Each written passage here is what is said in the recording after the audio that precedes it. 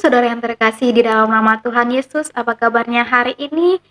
Saya berharap saudara dalam keadaan luar biasa, penuh sukacita dan damai sejahtera dalam perlindungan Tuhan.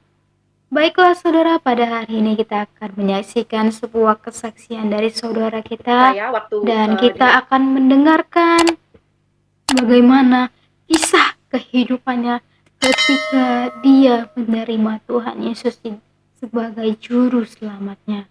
Bagaimanakah ceritanya? Mari kita saksikan bersama-sama. saya waktu dia itu anak bungsu dari 4 bersaudara, semuanya perempuan. Menurut ceritanya, ibu saya itu waktu dia bayi umur 6 bulan, mamanya meninggal. Nah, waktu mamanya meninggal, bapaknya dia waktu itu seorang tentara dari Subang yang ditugaskan di Medan. Jadi menurut ceritanya tante-tante uak-uak saya, ibu saya itu anak bungsu dari 4 bersaudara. Waktu umur 6 bulan, mamahnya meninggal, dibawalah sama bapaknya dari Medan itu ke Cirebon. Nah, di Cirebon itu dia diangkat anak sama orang Cirebon yang masih saudaranya. Nah, itu yang saya kenal sebagai kakek dan nenek saya, orang Cirebon. Sedangkan bapak saya itu aslinya orang Tasikmalaya. Dia kerja setiap dia itu sama kakek saya dari bapak dan ya, itu mereka jualan mukena, ngebordir kerjanya, bikin-bikin mukena, bikin-bikin busana muslim, kayak begitu. Dan mereka itu kalau pas dari Tasik ke Cirebon itu ngekos, nginepnya di rumah kakek saya yang dari ibu. Jadi ibu dan bapak saya di situ ketemu, mereka saling jatuh cinta dan mereka menikah.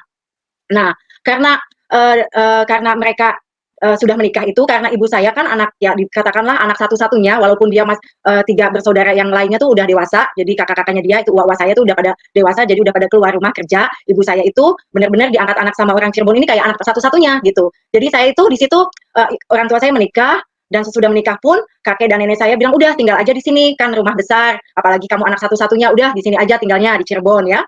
Jadi lahirlah saya sebagai anak ketua dari 7 bersaudara. Tapi pada saat saya itu, waktu saya kecil, saya itu lebih dekat sama kakek dan nenek saya karena mereka sangat sayang sekali sama saya. Saya sebagai anak pertama, tapi saya tuh dimanja gitu. Mereka, saya tuh nggak boleh ngerjain pekerjaan rumah sama nenek sama abah, sangat disayang. Nah, waktu saya sekolah di Cirebon, kakek saya juga bilang, udah kamu mah kakek masukin sekolah swasta aja, sekolah yang lebih baik lah begitu menurutnya pendidikannya lebih tinggi dan bayarnya lebih mahal tapi karena kakek yang bayarin jadi saya masuk ke sekolah sekolah swasta. Nah di sekolah swasta itu juga puji Tuhan waktu itu ya saya termasuk anak yang cukup cerdas cukup pintar di sekolah. Nah seiring berjalannya waktu itu kakek saya dia banyak rumah, dia juga ya orang banyak segan sama dia sebab di samping dia seorang pemeluk agama Islam yang soleh yang rajin beribadah, dia juga banyak muridnya. Karena orang Cirebon kan terkenal dengan memiliki ilmu-ilmu gitu. Jadi kakek saya tuh banyak orang datang ke rumah untuk minta diobatin sama kakek saya. Jadi dia tuh jadi panutan juga gitu ya. Menurut kebanyakan orang muslim di kota Cirebon, terutama waktu saya kecil, mereka memeluk agama Islam, tapi mereka juga melakukan aktivitas-aktivitas tradisi dan juga kayak okultisme gitu ya. Kuasa-kuasa ya katanya ilmunya ilmu putih gitu. Nah, itulah saya latar belakang saya. Saya digembleng dari keluarga Islam yang harus juga kakek saya menggembleng saya sendiri harus sholat 5 waktu. Kalau bulan Ramadan berpuasa, melakukan taraweh. Kalau misalnya saya juga harus belajar ngaji. Jadi kalau kakek saya yang dari Tasik datang gantian, dia yang ngajarin saya ngaji gitu.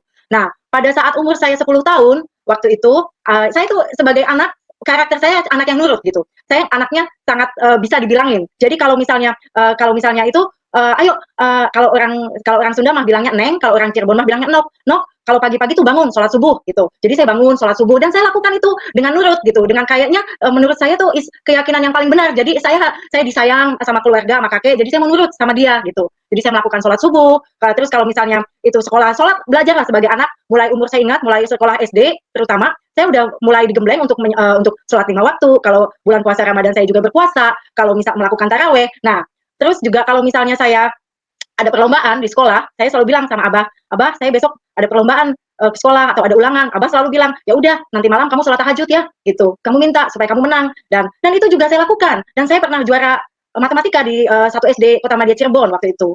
Nah, umur 10 tahun, saking saya tuh anaknya pengen ngebanggain orang tua, pengen ngebanggain keluarga, saya tuh seneng belajar gitu. Nah, terus umur 10 tahun, saya juga sering dari SD itu kalau misalnya mulai sholat maghrib sampai sholat isya, saya adanya di masjid gitu. Terus sesudah itu diadakanlah perlombaan MTQ waktu itu. umur 10-11 tahun saya menang juara MTQ. Nah, saya tuh bangga, jadi orang Islam bangga banget karena waktu itu saya pikir yang paling agama yang paling benar, sholat, amal, ibadah. Nah, terus kalau saya melihat orang Kristen, saya mikir kok mereka ibadahnya cuma 1 minggu sekali, cuma hari Minggu, enak ini banget ya, masa kok apa tuh namanya enak banget kayaknya mesti cuma 1 minggu sekali aja, wah pasti itu sih nggak masuk surga begitu. Saya punya punya pemikiran pada orang Kristen dan saya tuh paling paling nggak suka sama orang Kristen karena mereka saya cuma pikir udah ibadahnya cuma seminggu sekali, cuma nyanyi-nyanyi, pakai pakaian bagus lagi, wah kafir gitu kan. Nah itulah background. Jadi saya punya masa kecil sampai umur kira-kira 10-11 tahun. Dengan berjalannya waktu, saya tidak menyadari bahwa saya tuh anak paling tua dengan adik-adik yang banyak. Tapi karena orang tua saya tinggal di opa oma saya, jadi kakek abah sama emak, jadi keadaan ekonomi sangat terbantu gitu. Walaupun sebetulnya bapak saya itu kerjanya kan ngegambar sama bikin bordiran dan dia kerja dari muda sampai dia tutup usia itu dia kerja di orang Arab di kota Cirebon di kampung Arab. Dia tuh pergaulannya sama orang Arab semuanya bapak saya.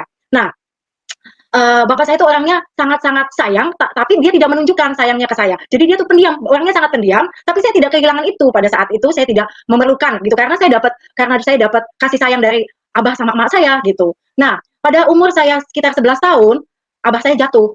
Dia jatuh, terus saya pikir jatuhnya itu cuman biasa, tapi ternyata akibat dia jatuh itu efeknya sangat luar biasa ke perekonomian keluarga karena semenjak saat itu kakek saya jadi tidak bisa berjalan, kencingnya nanah sama darah, terus dia juga jadi apa sih namanya sebagai orang yang tadinya diseganin, yang ibadahnya kuat, dia cuma tergeletak di tempat tidur tanpa daya. Saya sebagai seorang cucu kesayangan yang disayang sama dia sedih ngelihat dia begitu. Tapi kemudian saya juga nggak bisa bikin apa-apa karena umur saya waktu itu baru 11 tahun. Nah, sedikit demi sedikit kami harus menjual apa yang kakek saya punya, tanah, rumah, semua yang ada. Karena kakek saya butuh biaya yang sangat banyak, keluar masuk rumah sakit, berobat jalan, ini itu. Dan sementara bapak saya anaknya 7, nggak punya pemasukan lebih. Itu saya kerja, itu pendapatan saya ya udah gitu. Jadi akhirnya ibu saya tuh yang di situ yang saya lihat akhirnya muter otak untuk bisa menghidupin keluarga, anak-anak yang begitu banyak, udah pada sekolah dan juga apa sih namanya udah nggak ada usaha lagi. Kakek saya udah butuh biaya banyak dan sakit. Akhirnya justru waktu kakek saya sakit itu justru yang tidak diduga-duga nenek saya dulu yang meninggal. Dia meninggal karena serangan jantung waktu itu. Nah, nenek saya meninggal, kakek saya sakit keras. Terus keadaan ekonomi udah mulai goncang gitu. Nah, umur kira-kira 11 tahun itu mau 12 tahun, itu kelas SD kelas 6 ya, udah mau lulusan. Ibu saya udah bilang sama saya begini, "Nok, udah ya, apa sih kamu nggak usah terusin sekolah lagi karena kita nggak bisa biayain," katanya gitu. Sebab semuanya udah habis gitu, tinggal rumah nih katanya gitu. Ini juga harus dijual. Kita nggak bisa lah biayain kamu sekolah. Kamu anak yang paling gede, udah kamu mendingan bantu kita untuk biayain adik-adik gitu, biayain keluarga kita gitu. Nah, jadi sebagai anak yang tadinya saya tuh riang, yang selalu positif, yang pikir kakek saya selalu bilang kamu harus sekolah sampai kapanpun kakek akan biayain kamu gitu, kejar cita-cita kamu. Nah terus tiba-tiba keadaannya 360 derajat berbalik, udah nggak ada harapan lagi untuk nerusin sekolah, mimpi saya udah hilang, saya mesti stop sampai SD aja gitu. Aduh sedih banget waktu itu, cita-cita saya pikir aduh mau kerja apa, cuman ijazahnya cuma SD gitu kan. Lah pupuslah harapan saya untuk nerusin sekolah atau untuk ngejar cita-cita saya waktu itu. Nah, terus kemudian saya punya wali kelas. Wali kelasnya itu ya masih bujangan. Jadi waktu itu dia keponakannya yang punya sekolahan waktu itu. Nah, wali kelasnya ini mungkin lihat saya tuh nilainya bagus gitu. Terus dia bilang ke saya, "Aisyah, kenapa kamu nggak terusin sekolahnya?" Saya bilang, "Pak, nggak bisa. Ibu saya butuh saya untuk tolongin keluarga. Udah nanti saya ngomong ke orang tua kamu ya, supaya kamu nanti diterusin sekolahnya, saya yang bayarin, semuanya saya bayar," katanya gitu. Terus saya bilang, "Ya Bapak coba aja ke orang tua saya." Tapi saya sih nggak enak. Nah, akhirnya dia datang ke orang tua saya. Saya itu waktu itu udah mau lulus, udah mau lulusan gitu SD, umur 12 tahun. Si guru saya ini datang ke orang tua saya, dia minta katanya, "Udah Bu, kasihan si Aisyah tuh diterusin aja sekolahnya, dia punya name bagus, pas dia tuh bisa lah ngelanjutin sekolah, kasihan kalau dia nggak diterusin," katanya gitu. Terus ibu saya akhirnya pikir-pikir, kalau bapak saya nih orangnya nurut aja sama ibu, yang penting dia mah ibadah, sholat, ibadah aja, kalau urusan anak apa semuanya diserahin ke ibu saya. Nah, ibu saya akhirnya bilang, "Ya udah deh, kalau bapak mau biayain anak saya silakan," katanya gitu, sekolahin. Nah, di sekolah jadi akhirnya saya senang tuh. Oh, aduh, semangat lagi. Saya mau bisa sekolah lagi dilanjutin ke SMP gitu kan, termasuk SMP favorit juga waktu itu di kota Cirebon. Nah, saya dilanjutin ke sekolah SMP, tapi kemudian saya dengar selentingan orang juga ibu saya juga bilang, "Kayaknya si bapak yang sekolahin kamu tuh seneng ya sama kamu gitu. Apakah kamu mau nanti terus sekolah ditungguin nanti sama dia, nanti bakal mungkin dinikahin sama dia." Jadi saya juga masih muda kan, umur saya waktu itu 12 tahun. Jadi saya pikir, aduh mendingan gimana, atau terus Miminya bilang juga, udah deh mendingan putus sekolah aja, Mimi butuh kamu banget katanya gitu, Mimi tolongin Mimi aja, udah adik-adik begitu banyak kebutuhannya. Akhirnya sekolah saya cuma sampai SMP kelas 2, tidak lulus, tidak diteruskan karena ibu saya udah mendorong saya untuk cepetlah, udah kelarin apa sih namanya, keluar aja dari sekolah gitu. Nah, akhirnya saya keluar sekolah umur 14 tahun, eh, nggak punya ijazah SMP, jadi cuma ijazah SD. Terus saya bilang, mau kerja apa gitu. Nah, waktu itu saya sempat kerja di toko obat, dimasukin kerja ke toko obat. Nah, kerja di toko obat, seneng sih, gajinya nggak gitu banyak. Cuman saya sedih, karena di seberang toko obat itu ada toko pakaian seragam. Anak-anak kalau itu suka pada beli seragam, saya suka sedih. Saya bilang, aduh, nggak enak ah gitu. Terus malu juga gitu, karena saya nggak bisa terusin sekolah saya gitu. Nah, akhirnya saya untuk karena kebutuhan ekonomi yang begitu mendesak, ibu saya masukin saya kenalin saya ke orang, yang saya juga waktu itu saya kenal tetangga jauh. Waktu itu ibu saya bilang, udah kamu mendingan ikut aja sama ibu itu, dia kerja di biliar katanya gitu. Uh, Terus ngapain kerja di biliar nih? Udah apa sih namanya? Cuman untuk itu aja, ngitungin ngitungin bola bola biliar katanya gitu. Ya udah, akhirnya saya ngikut kerja. Waktu itu umur saya 14 tahun. Kerja saya tuh di biliar di situ. Nah, pada saat itu ya namanya orang di daerah tempat saya tinggal itu, mereka juga kan mikir gitu, ngelihat, wah si saya nih kerjanya di biliar. Di pikiran mereka kalau orang udah masuk biliar itu, pikiran mereka udah pelacur gitu, udah nggak benar gitu. Jadi saya juga malu untuk ngobrol lagi sama teman-teman di situ, ke tetangga gitu. Saya tuh udah minder juga gitu kan. Nah, maaf. Akhirnya saya setahun, jadi kira-kira umur saya 15 tahun, ada orang suami istri datang ke biliar itu. Dia bilang dia cari untuk apa sih namanya, katanya mau nggak ikut saya ke Bandung. Saya mau buka night club itu klub malam ya, mau buka klub malam katanya gitu. Mau nggak kamu ikut saya ke Bandung? Oh kamu bisa dapat duit banyak katanya gitu. Kamu masih muda gitu. Nah saya pikir ya udahlah daripada kepalang tanggung. Saya pikir gitu udah apa sih namanya, kakek saya butuh biaya banyak, adik-adik saya butuh biaya banyak ya. Terus saya minta izin ke orang tua saya juga udah malu di Cirebon, saya pikir gitu. Nah, terus pada saat itu ibu sama bapak saya cuma bilang, kamu nggak takut pergi ke Bandung? Itu kan jauh, cukup jauh kan, kira-kira waktu itu kalau naik bus 4 jaman dari Cirebon. Saya bilang, ya Mimi kan selalu nyuruh-nyuruh saya untuk cari duit. Udah, relain aja, biar saya pergi ke Bandung. Saya bilang begitu, jangan, jangan apa sih namanya, nggak usah takut, saya pasti akan kirimin kalian uang, dan saya pasti senengin kalian. Saya bilang begitu. Nah, akhirnya saya ke Bandung. Saya ke Bandung, terus saya jalanin hidup saya di Bandung dengan saya pikir ya saya harus cari uang, saya harus kuat untuk keluarga. Karena saya anaknya nurut dan saya tuh ingat yang kalau ajaran Islam tuh yang selalu untuk yang nurutin orang tua, berbakti sama orang tua dan menyenangkan orang tua. Ya itu tidak salah. Jadi pada saat itu saya lakukan itu. Saya pikir yang penting keluarga saya nggak kekurangan gitu. Jadilah saya kerja di Bandung. Nah, saya kan udah nggak ada remnya lagi kerja di Bandung, umur saya 16 tahun waktu itu. Saya mau melupakan semuanya tentang wah masa depan saya udah nggak ada lagi nih. Saya pikir udah, saya yang penting saya kerja kumpulin duit aja. Jadi tiap malam itu saya mabok, tiap malam saya minum. Tapi setiap kali minum saya bilang, Tuhan ampuni saya gitu. Cuman saya mau melupakan apa yang di pikiran saya. Saya minum gitu. Sampai saya kena penyakit hepatitis. Udah badan saya sampai kuning, sampai bau, sampai mau mati udah. Nah, saya pernah juga mabuk berat sama temen, bawa mobilnya kecelakaan, sampai mobilnya hancur di Subang. Orang waktu itu subuh pada keluar satu kampung karena ada ledakan, mobilnya lihat hancur, pasti orangnya mati. Saya hidup. 3 kali berturut-turut saya kecelakaan di Bandung. Sampai di sini ada bekasnya. Saya udah berapa kali saya hampir mati dan berapa kali saya mau bunuh diri. Saya minum obat, saya minum. Karena kenapa? Saya pikir apa sih itu? Apa sih? Saya nggak punya tujuan hidup, cuman nyari duit untuk keluarga. Terus tapi saya di sini kosong gitu. Tapi setiap kali saya berteriak, Tuhan, di mana engkau? Saya selalu gitu. Nah, akhirnya berjalannya dengan waktu, kakek saya juga udah meninggal. Keluarga saya pindah ke Bandung semuanya. Waktu itu, terus ibu saya juga selalu bilang, udahlah kamu mah nggak usah nikah, adiknya banyak. Jadi benar-benar saya tuh sebagai tulang punggung keluarga yang memang ibu saya pengennya udah kamu cari duit aja buat kita gitu, sumber dari penghasilan gitu.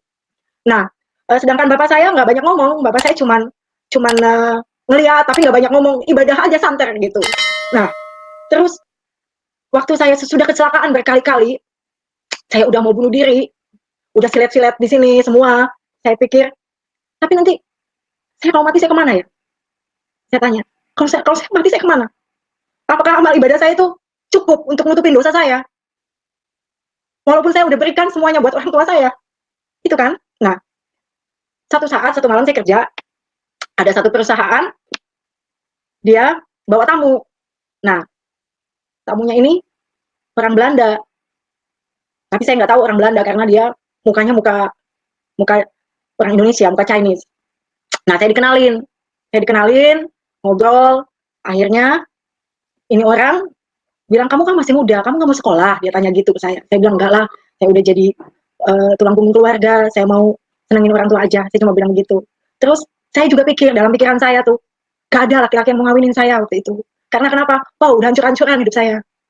Terus sesudah itu dia bilang, mulai saat ini kamu jangan kerja lagi ya. Dia bilang begitu. Udah kamu tinggal di tempat kos kamu atau ke orang tua kamu, saya bayarin. Dia bilang gitu.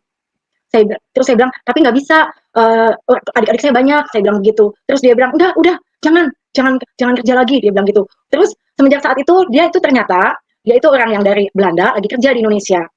Dia kerja di Indonesia. Nah, waktu dia kerja di Indonesia itu dia ketemu, jadi kita ketemu gitu. Kalau misalnya dia lagi bikin pakaian di pabrikan, nah semenjak saat pertemuan itu dengan dia, saya nggak boleh kerja lagi. Dia kasih saya uang jaminan untuk keluarga saya, terus dia tanya sama saya, mau nggak kamu nikah jadi istri saya? Terus saya bilang, beneran nih ada orang mau nikahin saya gitu kan. Terus saya pikir, tapi usia kami beda jauh, dia memang sangat dewasa waktu itu, saya umurnya 20 tahun dan dia sudah 40 tahun. Tapi saya pikir kok ini orang kayaknya sayang sama saya, sama keluarga saya gitu. Nah, terus baru di situ dia cerita, kalau kamu benar mau nikah sama saya, kamu harus ikut ke Belanda karena saya itu asalnya dari sana. Sebelumnya saya nggak tahu. Nah, jadi ikutlah saya ke Belanda waktu itu hanya untuk liburan dulu. Nah, sudah liburan, saya datang ke Belanda. Uh, Umur saya waktu itu ya 20 tahunan dan saya waktu itu cuma 3 bulan, dapat visa 3 bulan, tapi saya nggak betah, saya minta pulang karena dingin cuacanya. Saya pulang ke Indonesia, saya ngomong sama orang tua saya, Bu, Bapak, saya mau nikah, saya mau ikut sama Theo, suami saya namanya Theo, ke Belanda. Terus ibu bapak saya bilang, ibu saya terutama yang bilang, pikirkanlah baik-baik kalau kamu mau nikah sama dia.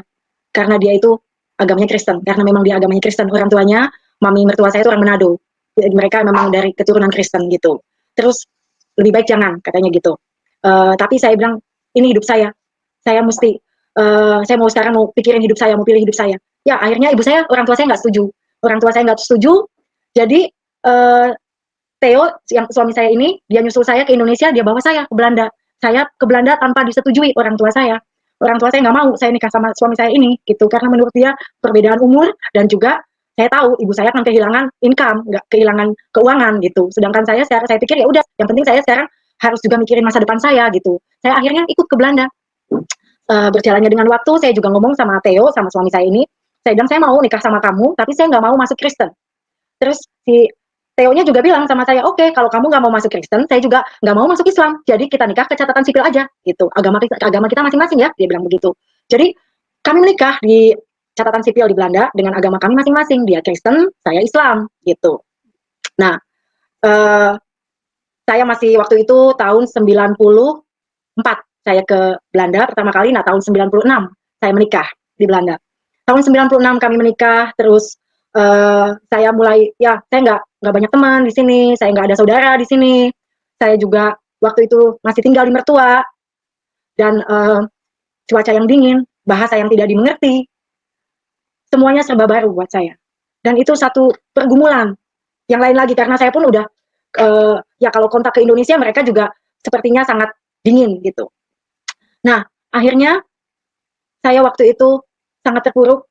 Saya bilang, aduh saya nggak tahu mau gimana. Karena keadaan yang begitu serba baru, situasi yang baru di Belanda juga. Dan saya tuh orangnya sangat dekat dengan famili saya gitu. Dengan keluarga saya di Indonesia saya sangat dekat. Dan jadi, oh ya saya akan kembali sedikit. Waktu saya di Bandung, saya itu waktu itu keluarga saya masih tinggal di Cirebon. Ibu saya bilang, no, coba ke itu dulu ke perkawinannya Ceyuli katanya gitu. Ceyuli itu sepupu saya, Yuli namanya. Sepupu saya di Cirebon. Waktu kami kecil di Cirebon, kami itu sangat dekat. Saya tuh anggap dia sebagai kakak saya. Mamanya dia sama ibu saya tuh kakak adik.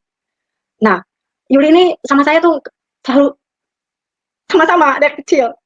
Dibeliin baju sama, dijahitin baju sama gitu. Kita ke masjid sama-sama, ngaji sama-sama gitu. Terus kita sangat dekat hubungan kita.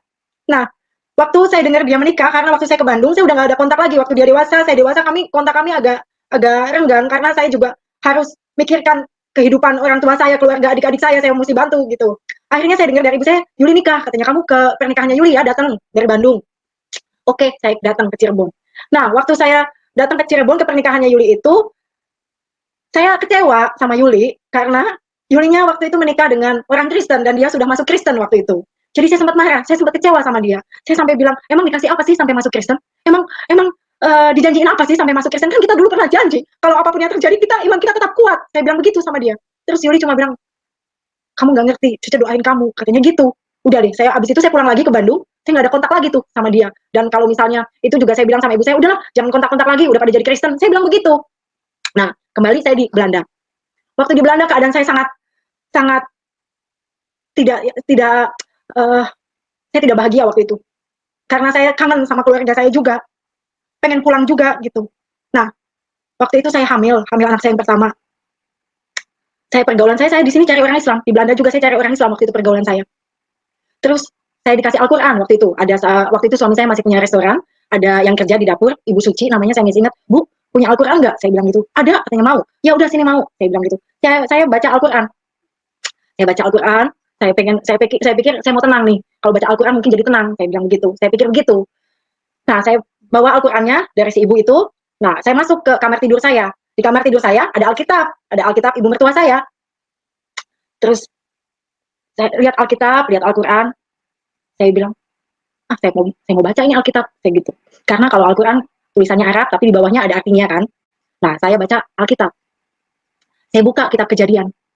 Saya buka kitab Kejadian di bagian di mana yang pada saat itu Tuhan menjadikan langit dan bumi, terus ada Adam, ada Eva ya. Terus tiba-tiba waktu itu saya ingat banget ke kitab Kejadian tentang Abraham.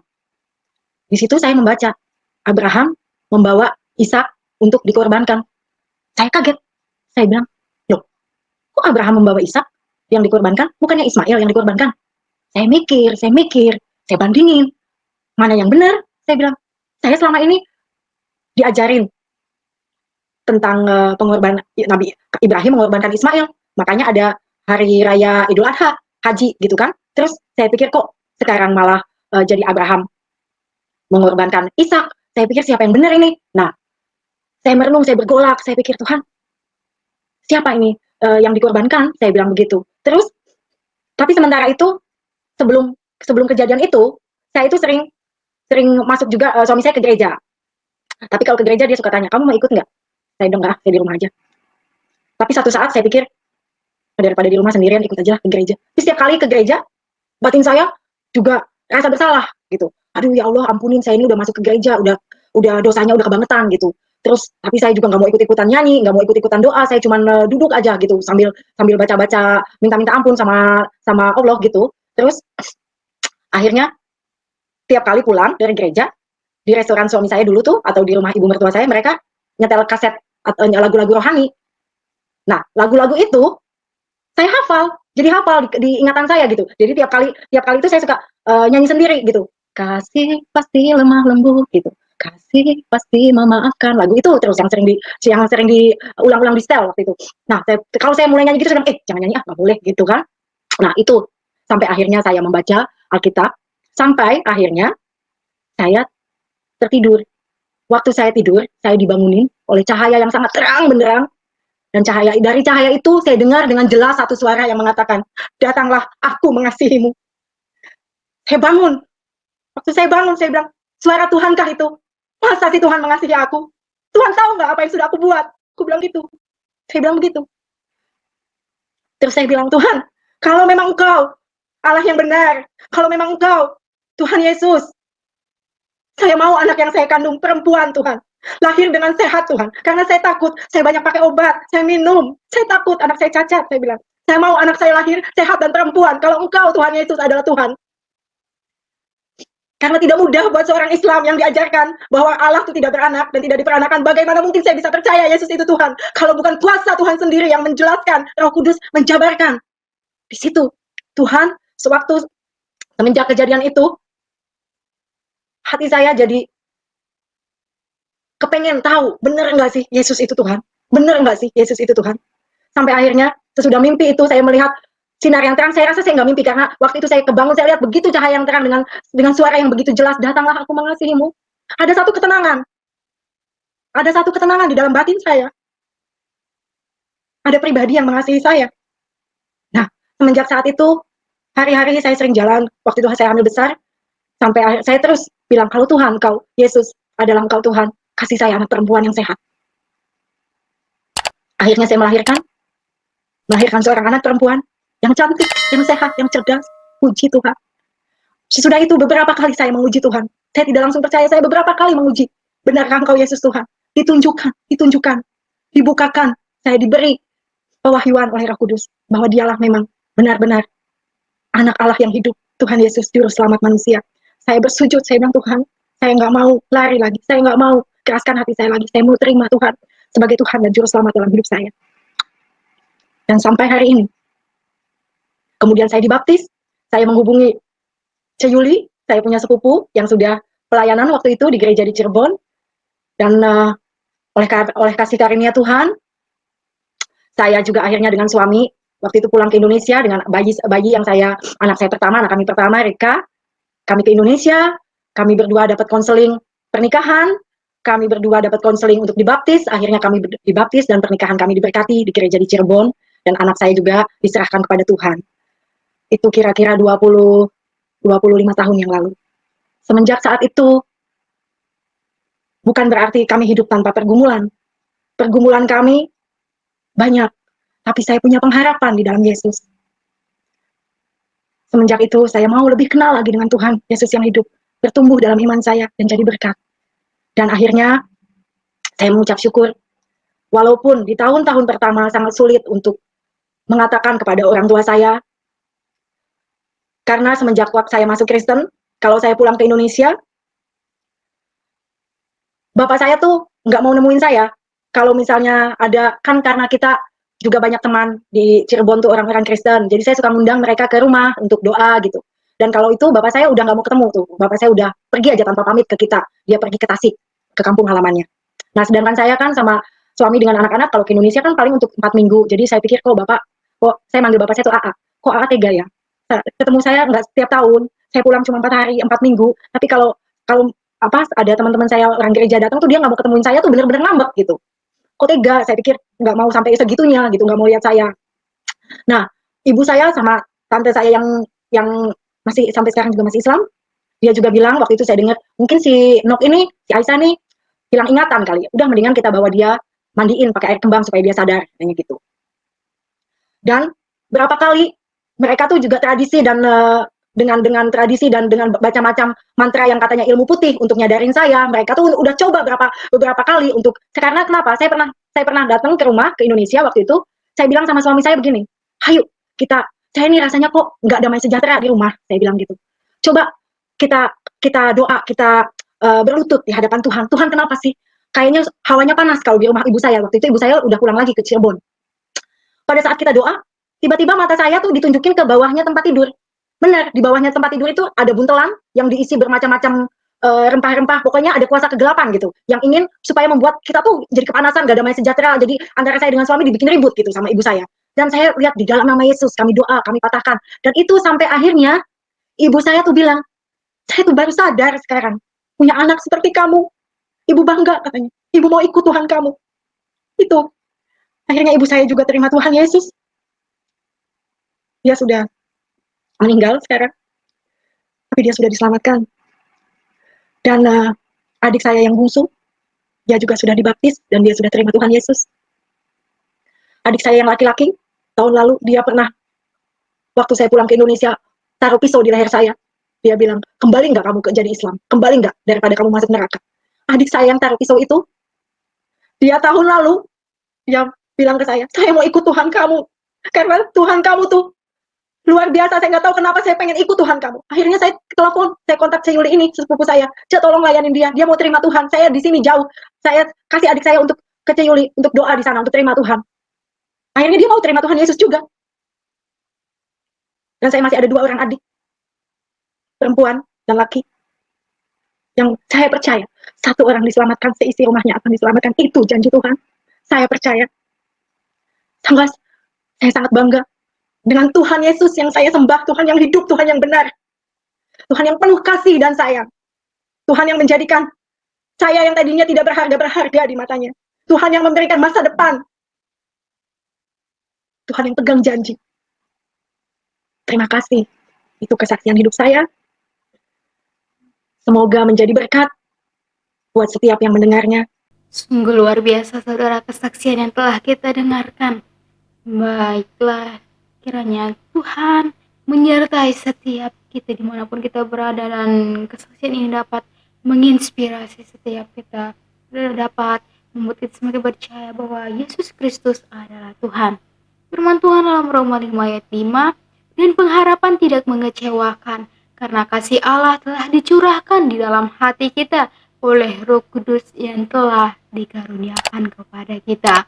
Sekalipun kita tahu bahwa memikul salib itu sangat sulit, yakinlah saudara, ketika kasih Tuhan itu telah ada pada kita, ketika kasih Tuhan itu telah kita terima, kita akan bisa melewati segalanya, dan damai sejahtera akan diberikan Tuhan kepada kita sebagai orang-orang yang percaya kepadanya, yang memberitakan Injil kebenaran kepada saudara-saudara kita yang belum mengenal Tuhan Yesus, dan mereka bisa merasakan bahwa Tuhan itu sungguh luar biasa, dan mereka akan mengalaminya sendiri melalui perjumpaan pribadi lepas pribadi, dan mereka semakin dikuatkan oleh karena kasih Kristus yang mereka terima. Amin saudara.